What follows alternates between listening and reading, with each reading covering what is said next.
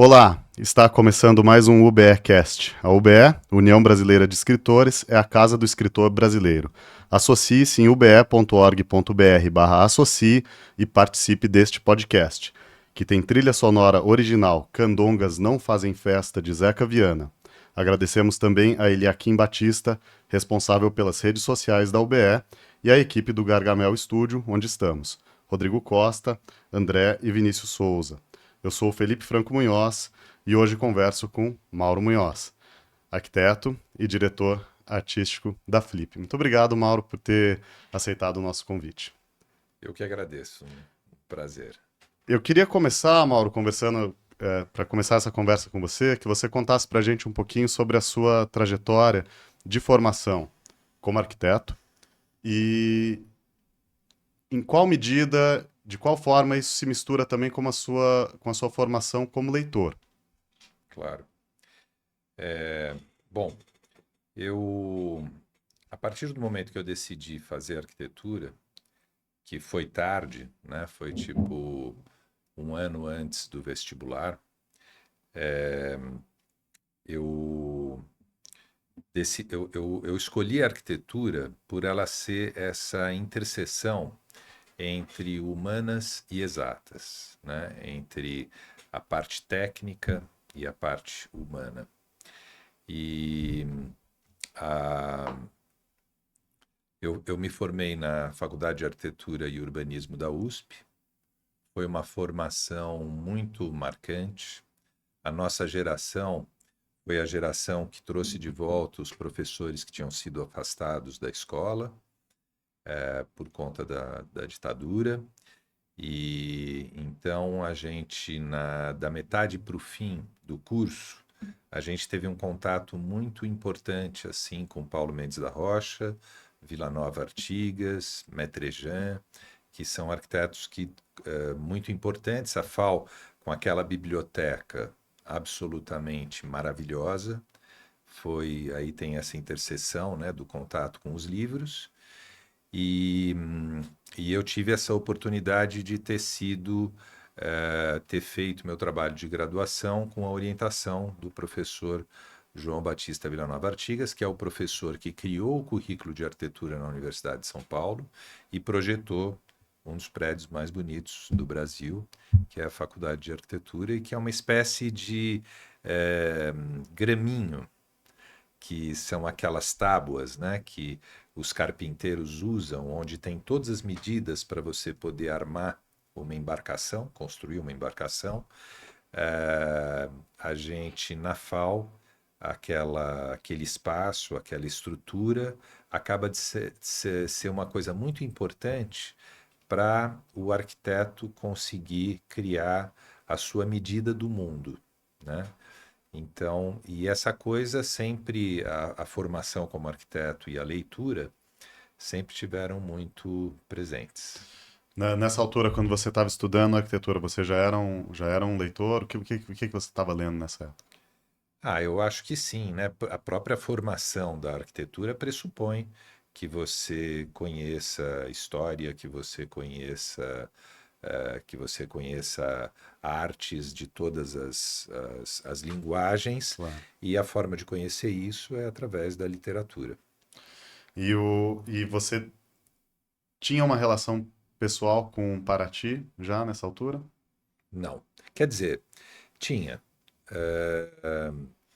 Tinha um irmão do meu pai que comprou uma casa em Paraty nos anos 60 ainda. Então eu frequentei uma Paraty ainda antes da abertura da estrada, né, da Rio Santos, a BR-101, e isso foi uma coisa muito impactante. Depois, mais tarde, já formado, eu fui trabalhar com a Mirklink para fazer um programa extremamente interessante, que é uma escola de saberes e fazeres ligados ao mar, e que o Amir chamou de Escola do Mar. Então, mas isso eu já era formado. Antes disso, ainda você teve uma passagem por Chicago, que foi marcante, quando você conheceu o trabalho de Frank Lloyd Wright. Exatamente. Isso foi muito importante. Os primeiros anos da FAO, eu frequentava muito o laboratório de modelos e ensaios, que é uma espécie de marcenaria para você fazer maquetes. E ali eu aprendi muita coisa, né? De fazer. Eu fiz, por exemplo, minha própria prancheta de trabalho, né? Como estudante. Tive essa experiência já de fabricar, de desenhar e fazer móveis, né? E, e aí, quando a gente teve esses primeiros contatos com os professores que voltaram para a escola, eu senti falta de conhecer uma parte da história da arquitetura que precedeu o movimento moderno, o modernismo na arquitetura. Então, isso me fez eu ter um interesse muito grande pelo Frank Lloyd Wright. A escola falava muito pouco de Frank Lloyd Wright, falava muito pouco disso que a gente chama de proto-modernismo.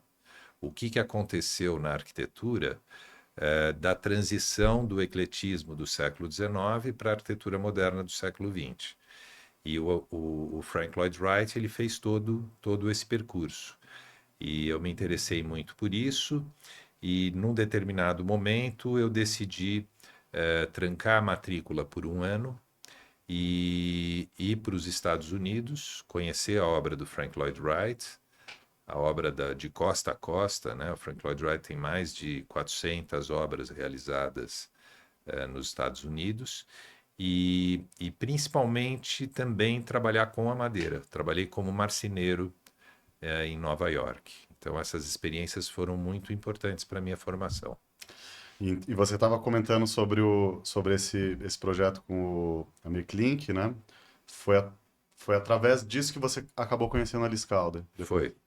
A gente já estava numa fase que a gente já sabia que o projeto não iria ser viável, porque era um projeto de uma escola, ele dependia de questões, por exemplo, das condições de atracação de embarcações na Bahia, que envolvia meio ambiente, envolvia órgãos estaduais, e o Amir desistiu do projeto porque as políticas públicas no Brasil são difíceis de serem implementadas, e paralelo com isso, o Amir me apresentou a Alice. Ele um dia me convida, pergunta o que eu vou fazer no fim de semana seguinte, e que se eu não tivesse nada para fazer, ele me hospedaria lá no barco dele, e que ele iria hospedar uma pessoa muito interessante, um casal muito interessante. Nessa época, o Luiz Schwartz também foi a Paraty. E foi uma viagem muito marcante. O Luiz, a Lili, os filhos do Luiz Schwartz, e o Luiz hospedou a Liz Calder, que é uma editora importante, que editou o livro do Amir, né, no Editora Reino da Unido, Bloomsbury. a Bloomsbury, e, e esse encontro foi muito marcante. E ali, isso foi em 93, mais ou menos, 1993, deixou ali uma semente, né, da potência dessas pessoas se juntarem e fazer alguma coisa. E a, a, a Liz lembra que ela já teria falado de alguma coisa como um festival literário no Brasil. Eu não me lembro disso. Mas a coisa foi evoluindo de uma maneira muito interessante. Eu fiquei um grande amigo da Liz. Foi realmente uma identidade muito grande. Eu provoquei, brinquei com a Liz que ela deveria ter uma casa no Brasil, ela levou a sério. Eu acabei projetando e construindo uma casa para ela em Paraty. E foram anos muito fortes, assim, e o meu. A partir do momento que o Luiz, aliás, que o Amir não ia mais fazer a Escola do Mar, eh, eu comecei a pensar em pegar toda aquela pesquisa que eu tinha feito e fazer uma dissertação de mestrado, fazer um mestrado com aquele material. E aí que eu voltei para a Faculdade de Arquitetura e Urbanismo e fiz o mestrado em estruturas ambientais urbanas e sobre aquele tema que eu tinha pesquisado para fazer a Escola do Mar. em Paraty. O Luiz Schwartz, no livro O Primeiro Leitor, ele comenta sobre esse primeiro momento de ideia da Flip, né? Ele conta, inclusive, que teve uma viagem que vocês fizeram para Inglaterra para conhecer o festival Hay on Wye. Isso. A gente fez essa viagem em 1997. Foi uma viagem incrível. Aí a gente já tinha passado pela ideia de fazer uma manifestação em torno da literatura. Tinha uma coisa muito interessante, porque nesse momento, essa pesquisa mais acadêmica, né, na FAO, ela me levou a trazer uma dimensão muito mais social do projeto que a gente estava fazendo. E eu comecei a me envolver muito mais com as forças vivas locais de Paraty. E, e comecei tentando viabilizar, porque o projeto da Escola do Mar, ele naturalmente, ele virou um projeto de regeneração dos espaços públicos da borda d'água de Paraty, né, que é o locus onde acontece a Flip, né, a regeneração desses espaços. Num primeiro momento, muitas empresas, instituições governamentais e não governamentais apoiaram esse projeto. E parecia que eu estava num sonho, falando assim, eu ali, um jovem arquiteto, tendo uma oportunidade de fazer um trabalho tão profundo e interessante como esse.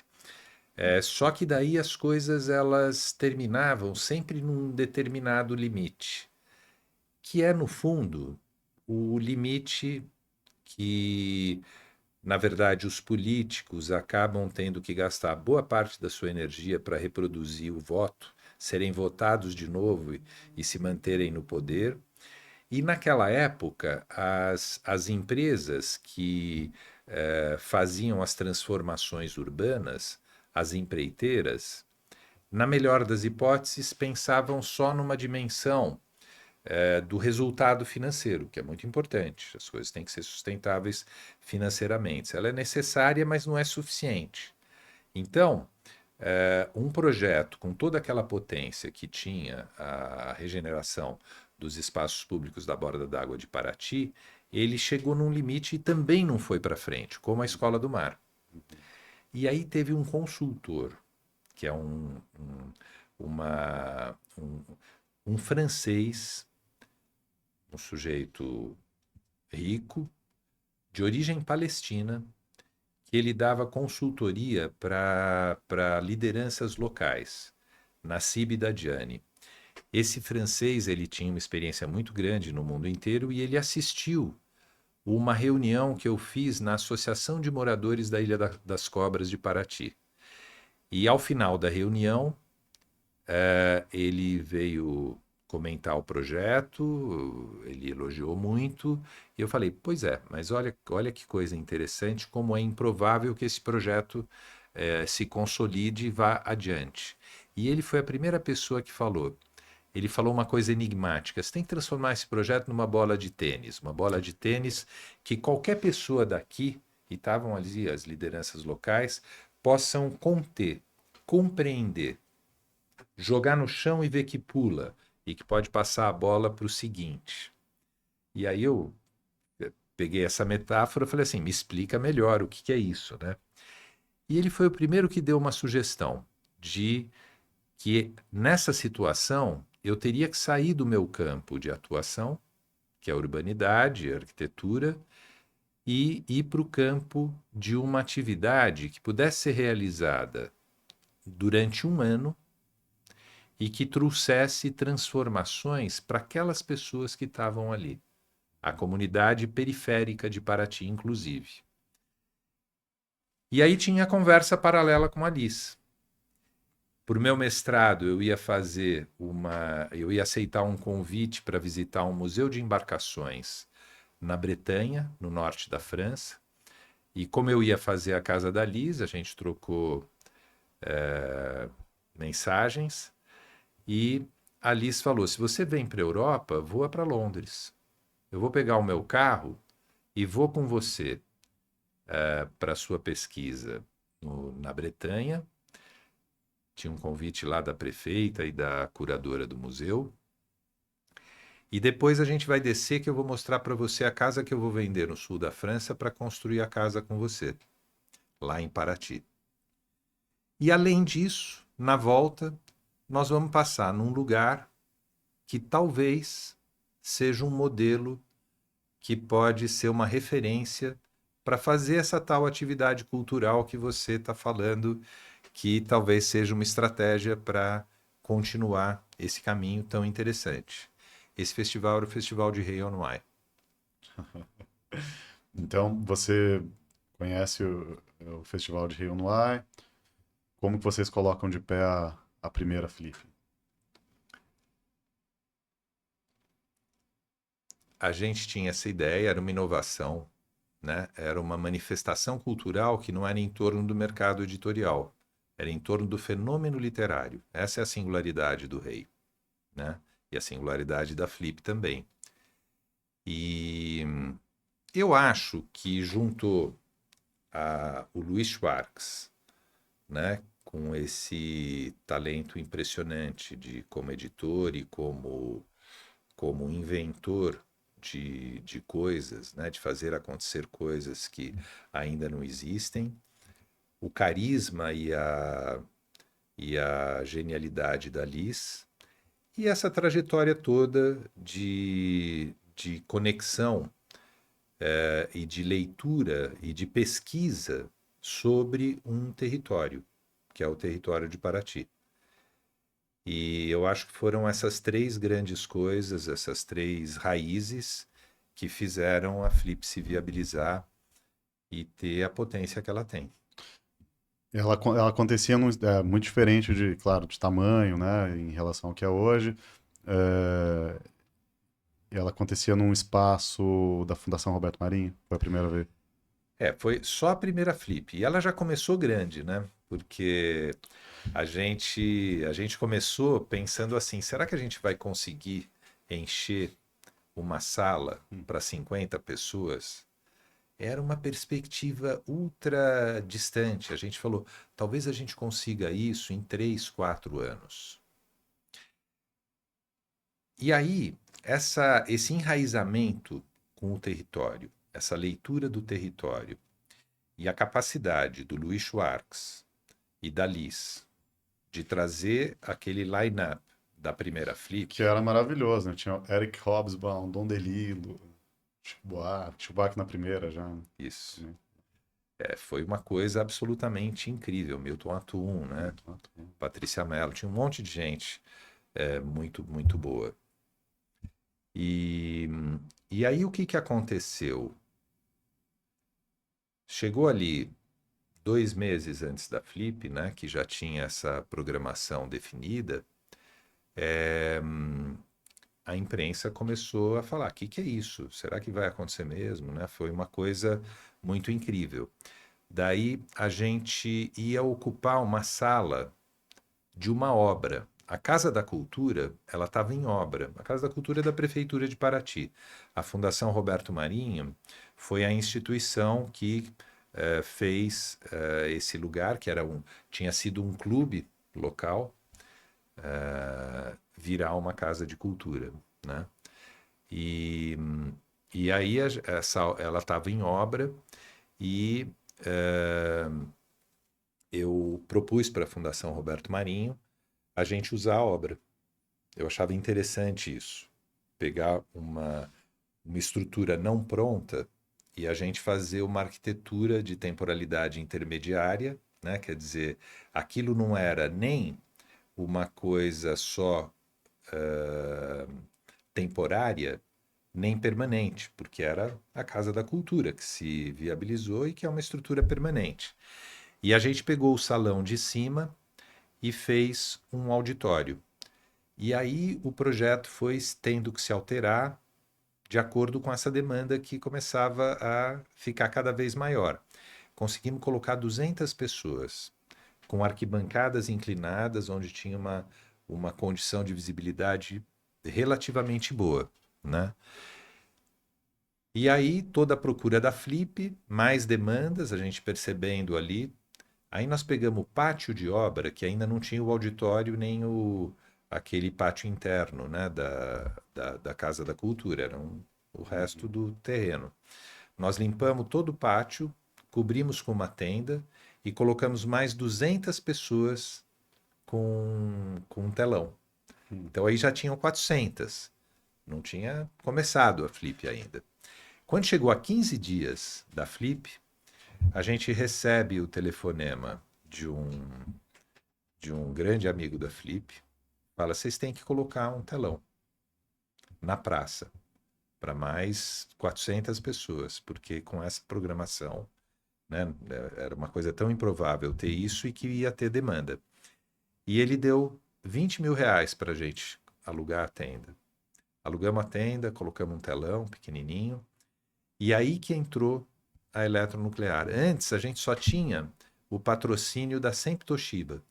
E que, inclusive, o Luiz comenta no livro dele que vocês precisaram vender, você e O ele meu precisaram escritório vender de arquitetura 10 virou televisores. um lugar de rifas. Não, era muito mais. Era mais? Era, Se eu não era me engano, 100 se eu mil não me engano reais. ele diz 10 no livro, Não, não tenho não. certeza. Era bem mais. Era R$ 100.000 em equipamentos eletrônicos da Ah, Sempre uau. Toshiba, que é o primeiro dinheiro que a gente fez para a Flip. E há 15 dias da Flip, a gente conseguiu um apoio do eletronuclear. E aí a gente devolveu aqueles 20.000 daquele amigo da Flip que tinha adiantado aquele valor. Então foi uma coisa bem heróica e bem assim construída na raça. Antes da gente passar para um segundo momento que é E eu tô falando disso, inclusive eu quis trazer esse assunto de onde aconteceu a primeira Flip, porque depois eu sei que tem uma importância muito grande o espaço em que os debates acontecem, né? Mas eu queria falar de. Eu não estava na primeira Flip, né? A minha primeira foi em 2008, mas já tinha esse modelo de mesa Sim, com o mediador sim. em qual momento vocês decidiram que esse seria o formato? Porque o formato também é importante para. Esse formato a gente inventou na primeira. Tem duas coisas que estão desde a primeira, que é aproximadamente 20 mesas literárias nesse formato, né? Um mediador, aquela conversa mais informal, essa ideia de que você pode produzir uma experiência que pode ser extremamente interessante para um especialista de literatura, seja um escritor, seja um crítico, e ao mesmo tempo ser uma experiência que pode atrair quem pode vir a ser um leitor. Uhum, Quer dizer, tinha um princípio que era não ser acadêmico, ser uma conversa mais fluida, mais jornalística e que você pudesse atrair várias comunidades, o morador de Paraty, o visitante de Paraty, o público mais iniciado na literatura, quem não é iniciado na literatura. E eu acho que esse alargamento do público literário eu acho que é uma dos legados importantes da Flip. uhum. E nessa primeira Flip, vocês também tiveram uma experiência que, se eu não me engano, não voltou a se repetir, foi uma residência literária para jovens autores, né? Que Sim, era o Chico Matoso, Santiago Nazaré e João Paulo Cuenca, né? Os exatamente. três tiveram uma carreira depois. E na época eles eram bastante jovens, né? Por que vocês montaram essa residência e por que depois ela não se repetiu mais, esse Bom, ela só projeto? não se repetiu por conta dos limites, assim. Isso é uma intenção, a gente quer voltar a ter residências, é muito interessante. A gente, na época, recebeu uma doação de um casarão que ele era, ao mesmo tempo, um lugar no térreo, uma das casas lá de Paraty, né? No térreo era o escritório da Flip. E ele tinha esses sobrados tradicionais, né? Que na época do século XIX, embaixo era o armazém, Paraty é uma cidade de entreposto, né? No século XIX, no caso, era o café, né? Do Vale do Paraíba, que escoava por Paraty. Então era um sobrado da época do café, tinha o armazém embaixo, virou o escritório da Flip. E depois do lado você tem uma escada e tem uma casa muito bonita, né? Que é o primeiro andar e ela tem ainda um terceiro.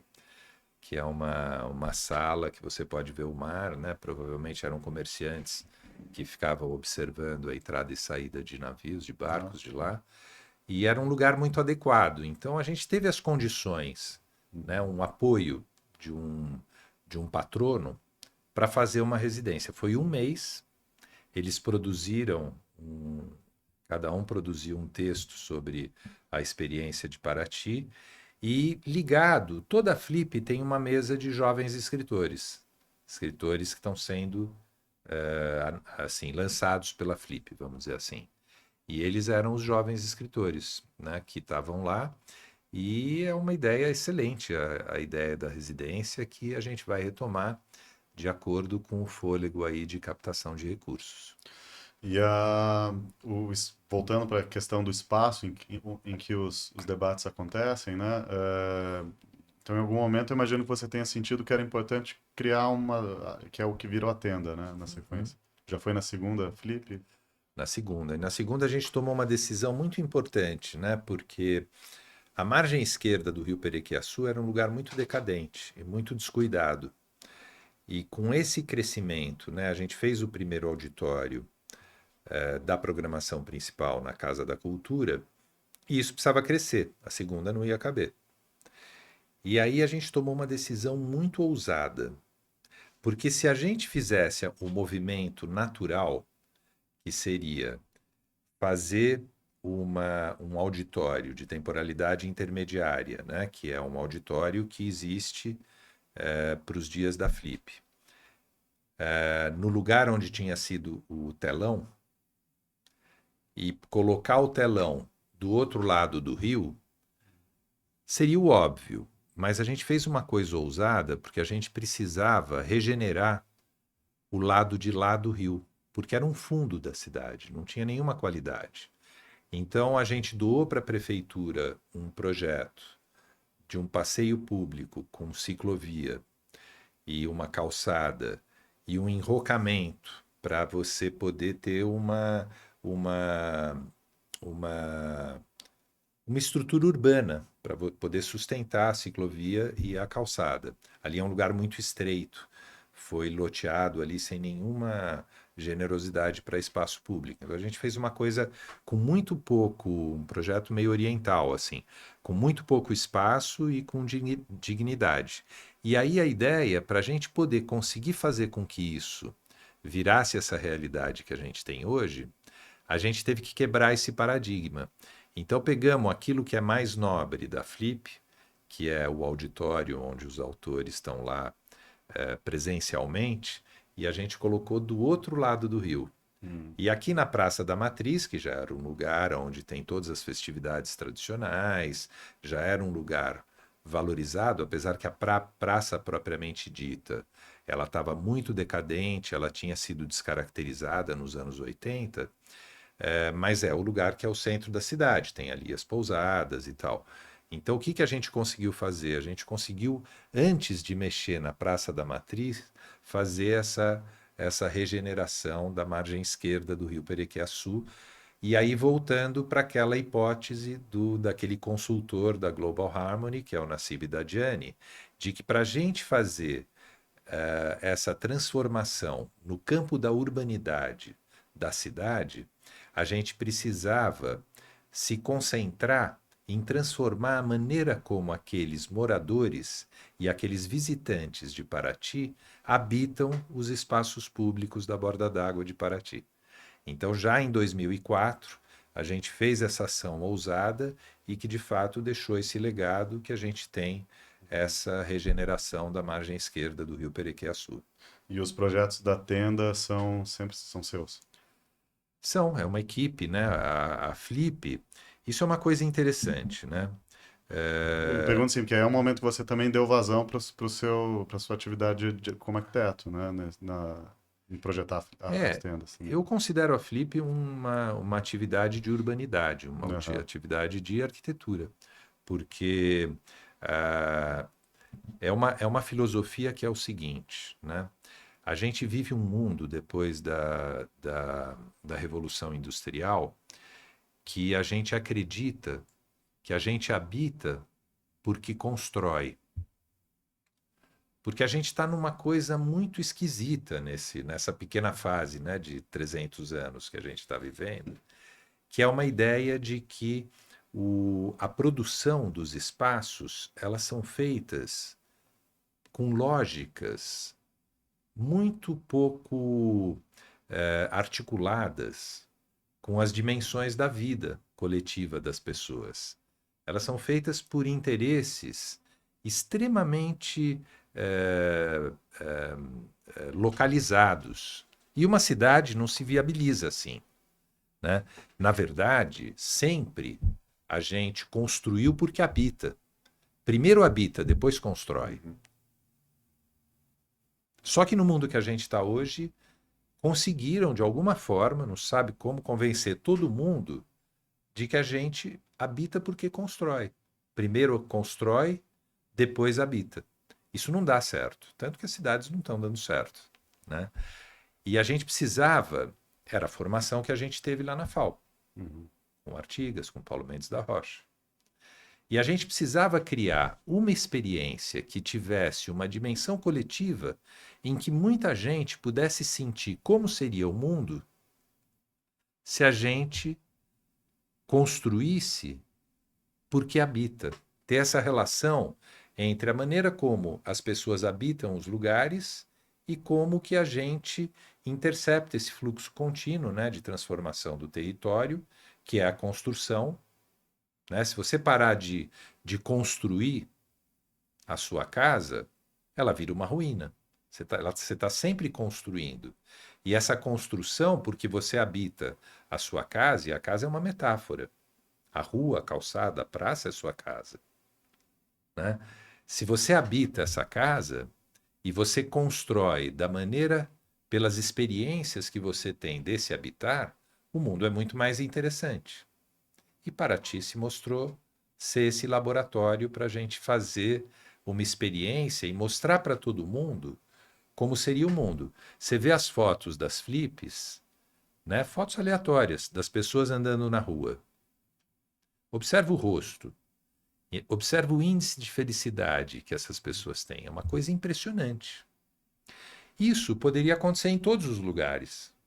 Só falta mudar essa chavinha, mudar esse paradigma. E a gente conseguiu, numa experiência muito específica, dar a ver a todo mundo essa potência. E eu aproveito esse momento para indicar aos nossos espectadores um livro do Palasma, que chama Habitar, que foi uma dica que o Mauro deu para mim há alguns anos, e eu acabei, inclusive, citando em um dos meus livros. Eu acho que no Lanternas, ao Nirvana, que eu naturalmente também recomendo. Legal. Então a Flip segue mais ou menos do mesmo tamanho, né? Durante algum tempo, né? Com o mesmo formato, com o mesmo... Não, ela Não? cresceu muito. Foi crescendo. Só que por quê? A gente vive num mundo, né? Todo mundo me falava, se você fizer qualquer coisa que não cresce, ela regride e desaparece. A gente vive num mundo que tem essa lógica. E aí a gente teve uma outra coisa estratégica que a gente fez muito interessante. Tá bom, tem que crescer. De fato, começou crescendo a Flip. Porque realmente, se você faz alguma coisa com esse foco de atenção, por exemplo, o que define a, a programação da Flip é o fenômeno literário. A gente cria toda essa estrutura para, por exemplo, convidar um curador que vai ficar 2 anos e ele tem uma autonomia que é reconhecida pelos curadores que a gente tem, que é uma autonomia que é difícil você ter em outras instituições.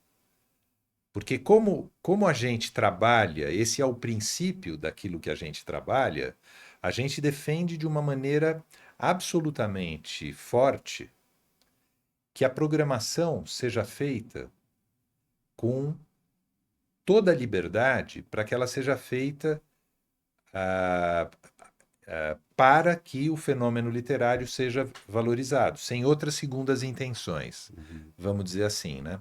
E se você faz isso, isso se diferencia. Se você faz isso com profundidade, você garante esse princípio, o que que acontece? Muita gente se interessa por esse fenômeno. Uhum. E aí, no começo, eu não sei se você lembra disso, era uma coisa assim, era uma frustração enorme para as pessoas, porque os ingressos se esgotavam muito rápido. Eu lembro de. E era uma coisa terrível, era violento. Essa frustração era muito ruim. Aí a gente estava vivendo esse problema, estava vendo, puxa, é verdade mesmo, tem que crescer. Uhum. Né? Se tem uma demanda social para um fenômeno, você não pode virar as costas, se elitizar e falar assim, não, a gente cuida da qualidade e lamentavelmente não tem mais ingressos. Uhum. E aí a gente ficou muito tempo pensando como é que nós vamos resolver esse pequeno problema. E a solução foi o programa de casas parceiras, que é É. um sucesso É, inacreditável. era exatamente aí que eu queria chegar, mas ela durou um tempo que tinham poucas casas parceiras. Eu lembro, tinha Casa Folha, tinha Casa da Eu Companhia fiquei das 7 Letras, né? anos tentando convencer alguém a fazer uma casa parceira. E aí eu convenci a Companhia das Letras. Foi a primeira casa Ah, foi parceira. a primeira. Foi a Então deve ter primeira. sido mais ou menos quando eu comecei a frequentar, Isso. 2008. Né? Né? O Luiz, que estava mais próximo, assim, ele entendeu. Talvez ele tenha tido prejuízo com a casa parceira.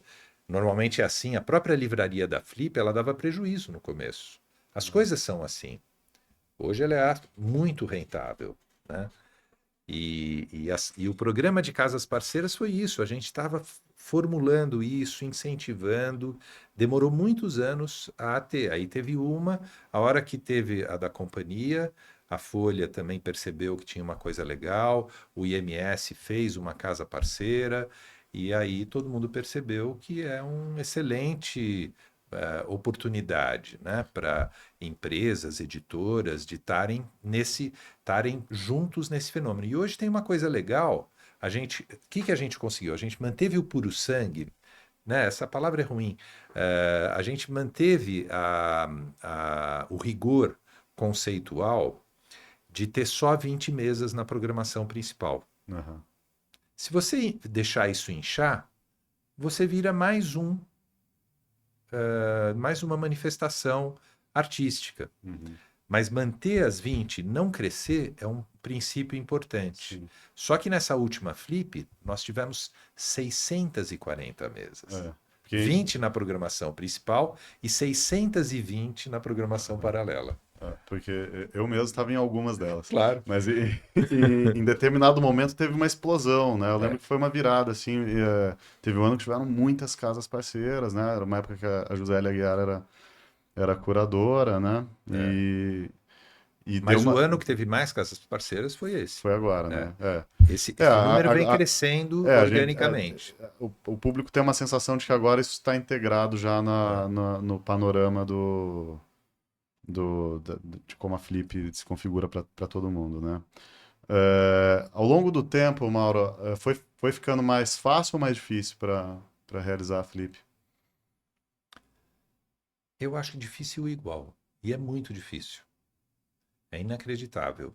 Ainda não existe a cultura de mecenato no Brasil, né? A gente é muito diferente dos Estados Unidos, por exemplo, onde tem uma consciência de que se você teve muito sucesso numa empresa e tal, chega uma hora você apoia as artes. No Brasil isso tem muito pouco e a gente depende da Lei Rouanet, né? A Lei Rouanet foi um projeto muito importante aqui, até agradecer, né, essa política pública do Ministério da Cultura. E aí, mas mesmo os festivais literários terem o artigo 18, que dá 100% de renúncia fiscal. Então, por exemplo, as empresas que patrocinam a Flip, na verdade, é dinheiro público, né? Até 4% do que elas têm que pagar do imposto de renda, elas podem, por exemplo, dar esse recurso para realizar a Flip. Mas mesmo assim é extremamente difícil. É extremamente difícil. E como a gente não tem a cultura do mecenato, o que que acontece? O Brasil é um país continental, Imagina a quantidade de demanda que tem para financiamento de cultura no território inteiro do Brasil. Então, ainda tem muito pouco dinheiro para cultura no Brasil. O Ministério da Cultura está fazendo um trabalho muito importante. Eu estava no Fórum Brasileiro para os Direitos Culturais antes de ontem, e lá com a ministra da Cultura, com toda a equipe do Ministério. E é impressionante o que está sendo feito, o que está crescendo, crescendo inclusive, né, o apoio da Lei Rouanet nas regiões Norte, Nordeste, Centro-Oeste, descentralizando do Sudeste e mesmo assim mantendo um bom investimento no Sudeste, né, proporcionalmente, mas ainda é um quadro que precisa se estruturar ainda muito mais. Então, por exemplo, a Flip, ela ganhou um status muito importante, né, no Ministério da Cultura, um status de instituição. Então, a Flip é como um museu. A gente pode ter um plano plurianual, a Flip tem a sua lei Rouanet definida de 4 em 4 anos. Tá? Isso já foi muito difícil no Brasil, né? Já tivemos. Eram duas grandes montanhas que a gente tinha que escalar. A primeira era para conseguir a lei Rouanet a cada ano. Depois, a segunda era para conseguir as empresas que doassem parte do seu imposto pela lei Rouanet. Essa primeira parte a gente já conseguiu. A Flip, ela é reconhecida como uma instituição. Até por conta dessa questão da urbanidade, isso está sendo muito visto, né, que é uma experiência de vanguarda da relação de como que, por exemplo, a cultura, no caso a literatura, pode transformar a vida de uma cidade inteira, pode, pode definir a vocação de um território. E a Flip, de fato, transformou aquele território, né? Né? Então, do ponto de vista institucional, a Flip já tem esse reconhecimento, mas as empresas definem seu apoio ano a ano e muito próximo da Flip. Isso é uma coisa dificílima de lidar e tem pouco recurso. É, voltando um pouco para a sua atividade, tanto como arquiteto como em relação à Flip, eu queria saber se a sua percepção sobre literatura, por estar convivendo com tantas mesas, assistindo, né, autores, assistindo tantos debates ao longo dos anos, ela se transformou e se em alguma medida também a sua percepção sobre a arquitetura se transformou também ao longo desses anos todos, estando na plateia, né? Porque você deve ter sido provavelmente a pessoa que mais assistiu mesas da Flip da história, né? Você deve ter visto quase toda. E o legal da Flip é que você volta da Flip querendo ler um monte de coisa, né? A gente até um pouco antes, porque a gente faz um trabalho, né? Eu como diretor artístico faço um trabalho muito próximo do curador e isso é maravilhoso, assim. E na verdade tem um paralelo muito grande, né?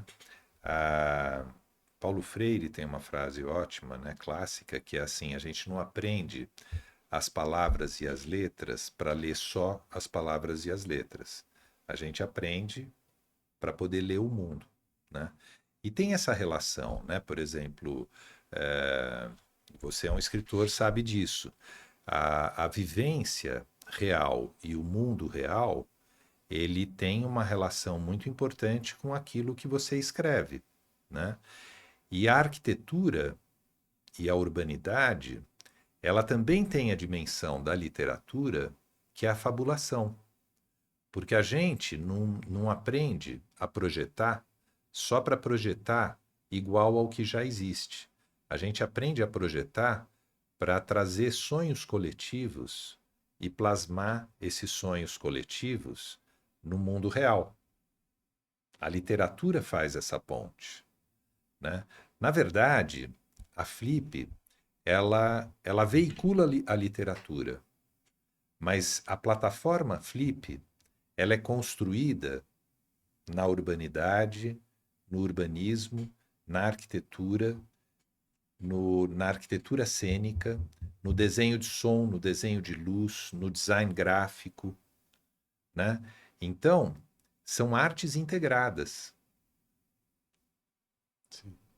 E hoje, na contemporaneidade, você vê as tendências nas artes visuais, na literatura, que não dá mais para você desenvolver uma linguagem, arte visual ou literatura, se você não está também explorando a fronteira de relação entre as linguagens, né? É muito importante ter essa sensibilidade.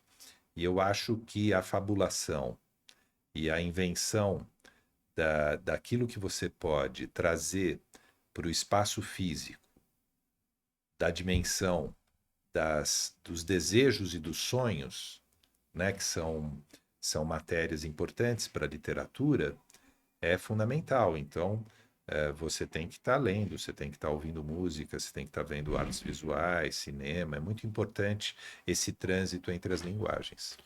Eu que o diga, porque meus livros borram absolutamente todas essas fronteiras. Você comentou que você, como diretor artístico, trabalha junto com o curador, para a gente entender como se dá a escolha do autor homenageado. Acho que essa é uma dúvida que muita gente tem. Uhum. É.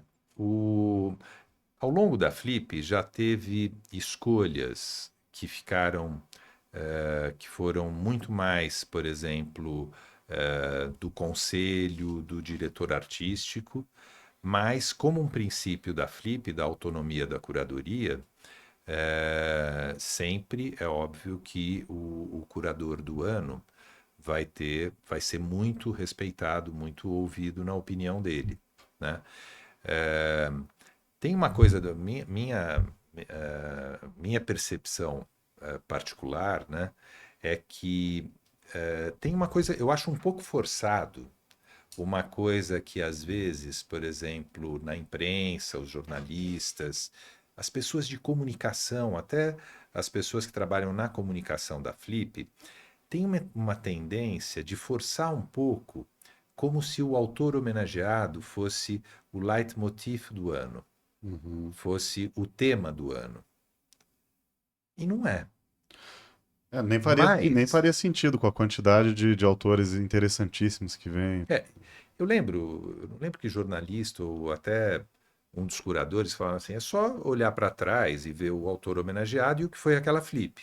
Você vai ver que não é.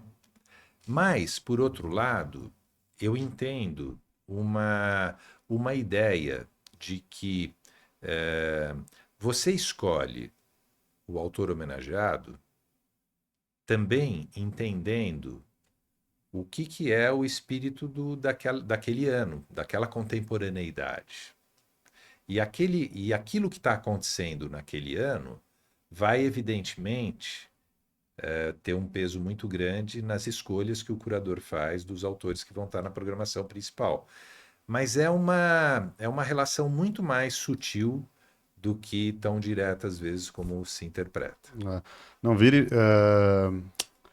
o Manuel da Costa Pinto, vira e mexe aqui nas poucas vezes que eu conduzi esse podcast, eu mando um abraço pro nosso querido Manuel da Costa Pinto. Ele conta quando ele foi curador da Flip, ele já me contou isso, não sei se em público, mas enfim, acho que não teria problema. Ele, ele olhou, ele falou, não foi, Oswald não foi ainda, então Oswald, porque ele definiu isso em É, 5 é, segundos, né? é. Oswald Andrade ainda não foi homenageado.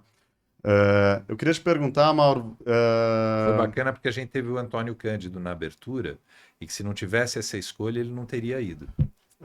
foi lindo, Antônio Cândido na abertura e teve o Zé Celso no Zé encerramento, Celso no né? encerramento. Foi incrível. O Antônio Então, Cândido tinha uma dívida com o Oswald. Eles tinham brigado e o Oswald convidou ele para jantar para fazer as pazes. E ele não aceitou. E aí ele falou isso para nós, né? Para o Manuel e para mim. Ele falou que ele não poderia deixar de aceitar esse convite em, em respeito ao próprio Oswald, que ele não tinha aceitado o convite e ele faleceu depois. eu lembro, foi lindo. Foi o Antônio Cândido e o Antônio Cícero, se eu não me engano, né? Enfim. Mas Antônio Cícero, deixo aqui um nossa, foi linda aquela abraço mesa do pro Antônio Manuel da Cícero. Costa É. Pinto. É. Outro abraço, Foi na Manuel, sequência do Antônio Cândido, se eu não me querido. engano. É. Né? É, ao longo de todos esses anos, Mauro, você tem alguma mesa do coração? Olha, eu tenho tantas mesas, mas assim, Eu lembro uma coisa impressionante que logo depois de uma das mesas mais bonitas da Flip, que é a Nadine Gordimer com Amos Oz, mediada pelo querido Angel Gurria. Essa mesa realmente foi mágica, porque o Angel sabe mediar muito bem, né? E da metade para o fim, ele conseguiu dar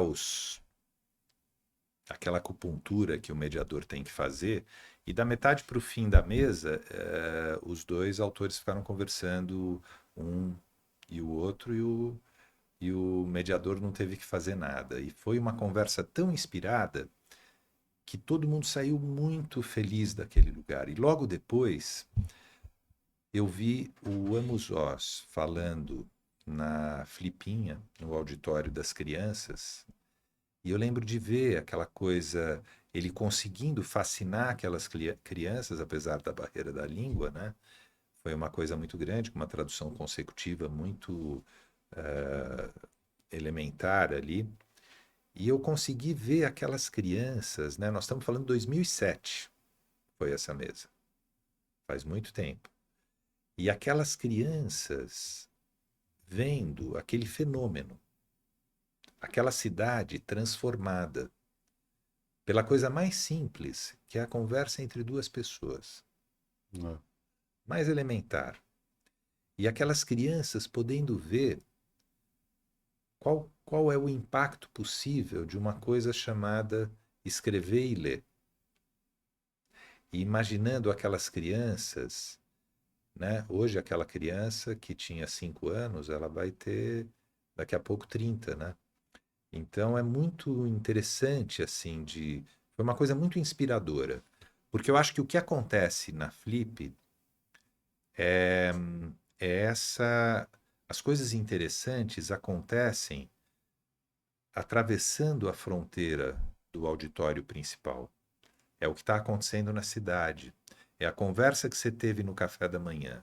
Os encontros improváveis com pessoas improváveis e as conversas que aconteceram antes de você chegar na mesa. E isso vale para o escritor. A experiência que a Nadine Gordimer, saindo da pousada dela, atravessando aquele lugar, ativado pela literatura e pelas linguagens integradas que transformam, Paraty é uma e a Paraty é outra com a Flip, é outra cidade, é outro lugar completamente diferente. E todas essas coisas, elas interferem na maneira como, qual é o estado de espírito que o Amos Oz chega naquele palco feito daquela forma, com aquela arte. A Nadine Gordimer chega lá, o Angel chega lá, e cada uma das pessoas, daquelas 500 pessoas que ficam nesse auditório, as pessoas chegam num outro estado de espírito. E é isso que faz a Flip ser o que ela é. É essa integração entre as linguagens, que vai da urbanidade ao desenho do som. Né? Como que a gente lida com a acústica do lugar? Uhum. Como que a gente lida com a luz? Né? Com o que é pintado à mão, né? nos palcos, no chão e nas paredes. Né? Eu acho que essa integração é o que faz a Flip ser o que ela é, o fenômeno Flip. Não há momento melhor do que esse para eu te perguntar o que você pensa sobre o desenvolvimento das novas tecnologias de inteligência artificial, tanto em relação à arquitetura, se você já está pensando sobre isso, se isso já está transformando o mercado de trabalho e as atividades dos arquitetos, se isso te preocupa em alguma medida ou se te entusiasta. Também em relação à literatura e a um festival, uma festa literária como a Flip, né? Nessas três dimensões, né? Assim, a criação artística em geral, acho que vale aí para arquitetura e vale para literatura na mesma medida, em relação também ao mercado de trabalho e se de alguma maneira isso pode também afetar o que vem sendo construído em relação a festivais literários. Eu acho que com relação ao mercado de trabalho é o mais preocupante, porque a gente pode, no mundo como ele está se desenhando, nessa contemporaneidade que a gente está, né, onde a exclusão é a tônica, Eu acho que pode ser uma coisa extremamente trágica e a gente pode perder muita coisa com esse processo. Do ponto de vista artístico, eu sou mais. eh,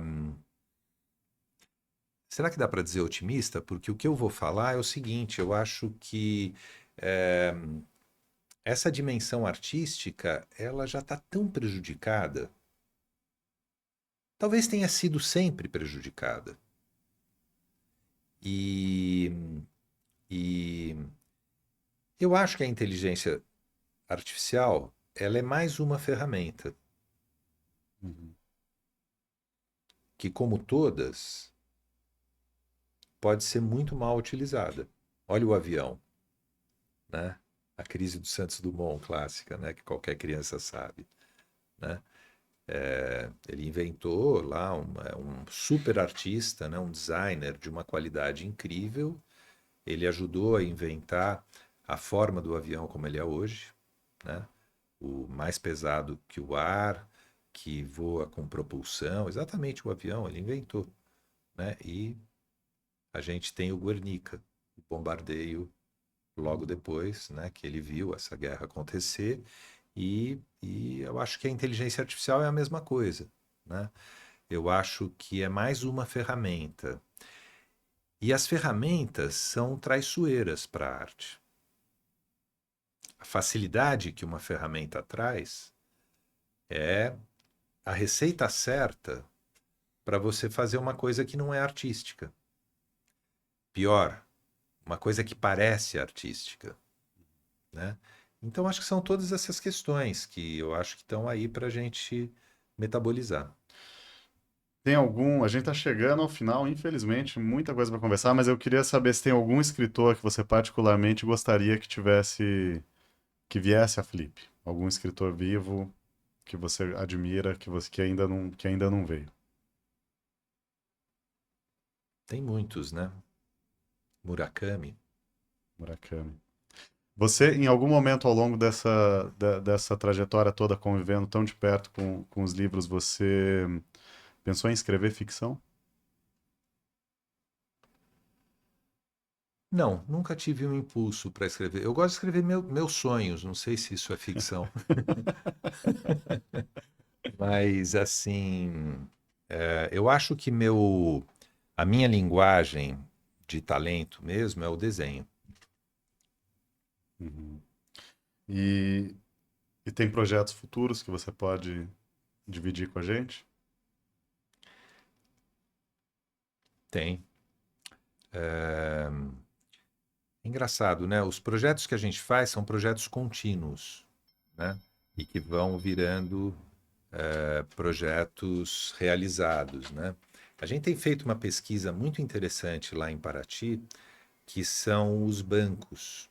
A gente tem um projeto que é um banco desenhado, ele tem sido usado bastante na Flip, e agora nós estamos fazendo umas experiências de ativar o espaço público com esses bancos. Tem um pequeno projeto que é um projeto que eu estou muito assim muito envolvido, que é um banco, uma árvore e um livro. É um conjunto de bancos que faz uma salinha. Ele é colocado na sombra de uma árvore que já existe. Obviamente, ele vai poder se plantar novas árvores urbanas, né? E você poder esperar a árvore crescer para colocar os bancos, mas você começa com as árvores existentes. E ele tem uma estante de livros que fica ao ar livre. E eles têm uma tampa que protege os livros da chuva.